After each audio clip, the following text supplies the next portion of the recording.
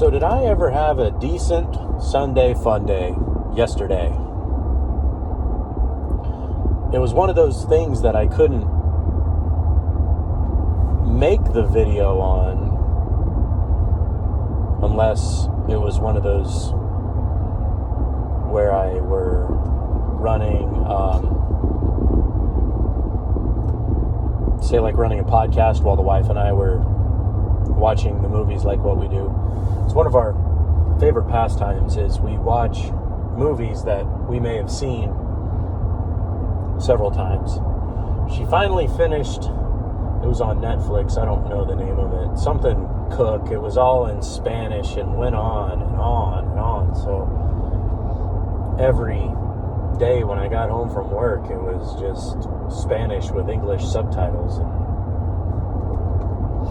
I had other things to do, so it wasn't a huge deal. Weekend comes along and all day Saturday, Spanish with English subtitles. And then finally we get down to business of watching movies that the both of us will enjoy together. There's been some amazing movies that she enjoys watching with me that is almost a treat to watch with a woman. Would be Black Hawk Down, 13 Hours. I can't quite get her to watch the SEAL Team series on Paramount Plus. I think she watched a little bit of it with me one time, and she's like, this is a damn soap opera. And she's probably right. The soap opera part isn't what I enjoy about it. I like that show because it does like some tactic stuff that I know absolutely nothing about, but I find it fascinating and always interested by the SEAL team and people that are experts in what they do, whether it's portrayed in reality or not. But the big part of it and what made it the Sunday fun day was we watched, and my suggestion was we switched off from this Ryan Reynolds CIA spy safe house movie. I think we switched it off. One movie we were watching. No, it was the one after that, because we watched that together. I don't remember how it ended. And then the movie after that, what was it? But it was like semi-interesting for both of us. And my suggestion was, hey, we'll do the Deadpool and Deadpool 2 marathon, which we did. Made it for Sunday fun day. Worked up a little bit of dinner, which with my heart condition is now some kind of Japanese faux turkey ground with cabbage in it. No salt. Quite a nice little dinner. And then following that, she went to bed early. I got on the Paramount free trial and watched episode 1 of SEAL Team, which I forgot how good the first few episodes were. I think I'm going to do you may subscribe to Paramount for a month or two. It looks like you can do it for, say, $5 or $6. But how does that stuff end up adding up? You know, we got X number of dollars for Netflix, X number of dollars for the Roku, X number of dollars for Amazon Prime, X number of dollars for Disney Plus, which we're not even really watching Disney Plus anymore. Couldn't get her to watch The Mandaloreon, which I don't think, I was kind of excited that Shafe was interested in Star Wars, because Reward Audacity isn't interested in Star Wars anymore because he feels it ruined his childhood. If I do say so myself. So, haven't watched The Mandalorian Season 3, and I have not watched Andor. We did see Obi-Wan, but that's been many, many, many, many moons since then. I don't have too much of a problem with the new Star Wars crap.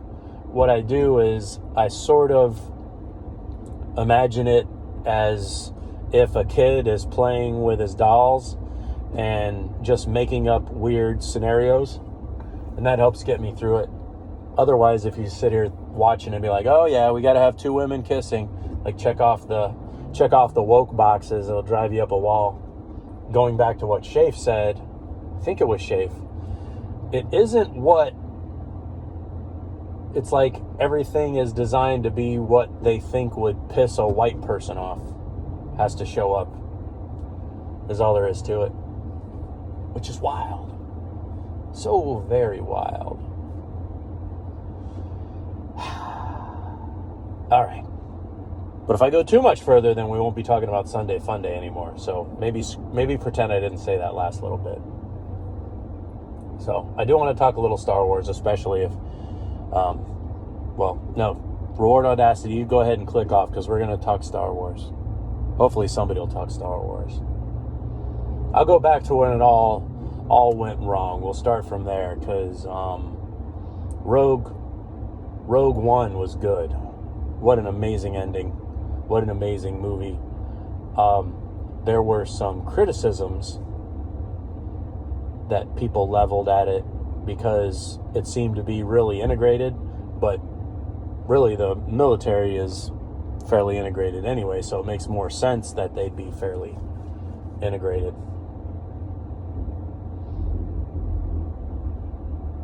Then what works against you on it, there's a YouTube channel called Pitch Meeting and it makes fun of this thing that Star Wars likes to do and other series on reboots like to do. They call it the member berries.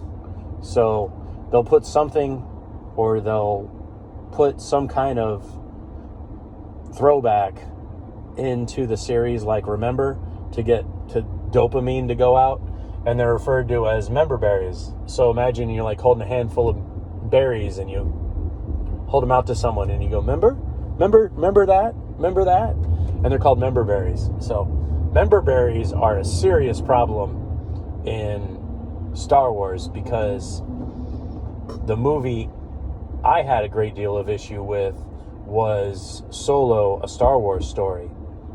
I literally shut that thing off without watching it because I couldn't believe how poorly it was done. And I was excited because it was being directed by Ron Howard, but he didn't do as well. I don't know if he had forces working against him, but there are many paths that the dark side, or whatever it is that Palpatine says. Oh, man. But what are we supposed to think with all that? Are we supposed to think that it was better off when George Lucas still owned it, and whenever he was making a movie, he was actually stretching the story versus rehashing the story like what they do now? Which is better? Which is better? And even more than that, how can we incorporate it to Sunday Fun? In closing, the other thing that almost happened with your Sunday Fun yesterday was I came across my grandpa's Blue Jacket manual from World War II, which from what I'm told is the manual that they gave to every sailor. So it's like labeled 1944, and it's legit. And this book would have been on the Bunker Hill during the Battle of Okinawa and whatever fun that he had besides that. Was about ready to show that. And then the M8 bayonet, I've got that, which somehow was included with my CMP M1 Garand, which I don't know how that works. Do they have those bayonets? I guess they have those bayonets there too, because the CMP shop has the whole rifle kits, and the rifle kits included the bayonet. Let me know what y'all think. See y'all later.